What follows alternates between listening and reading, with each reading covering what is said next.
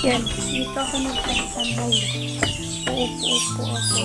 Tapos, malapit, yung wifi. May wifi kasi dyan. Wow! Yung, nasa dyan, wait lang, i-zoom.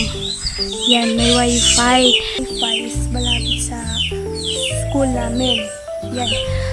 Dito sa bahay, malapit lang yung school namin, no? Dito yung elementary. Dyan.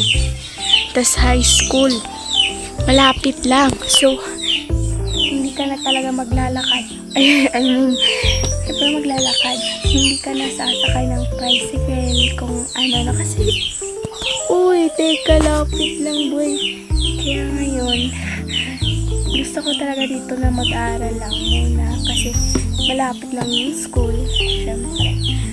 So, kaya, ayun, lapit lang talaga. So, maganda dito, guys, kasi lapit lang yung buko.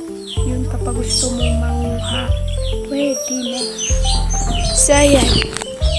May din dito kaya yung sinasabi ko sa inyo. Malaglagan ng buko. Hindi ko siya makita Papakita ko sa inyo kung gaano ka yung buko dito kalapit. Yan, buko yan. Wow! Yung may sun. May sun. O, yan. O, diba? Ganun lang yan. Aabutin mo lang yan ng kamay mo, Kuha na yan. Pakadami ka sumataas. Yan.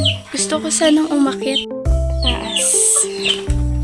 Kaya guys, alam mo na pag-isip ko na itong renovate yung kusina namin kasi alam niyo, tingnan nga. Pag malaglag ka dyan, lagot ka, doon ka na talaga sa baba pupulutin. Tsaka ang ganda ng view dito kapag wala to. Diba yan? Maganda rin ang view kasi green plants lang yung makikita mo. Tsare. So, ayan lang yung tour ko today. Tour. So, magtatapos ang aking vlog. So, sana, na-tour ko kayo ng konti. Kasi noong una, na-tour ko ka naman kayo. Pero, parang bitin. So, ayun lang. So, don't forget to like, share, and subscribe. Kung hindi nyo pa alam kung ano ang subscribe button, eto na siya. So, ayun lang guys. Bye-bye. Stay safe and God bless you.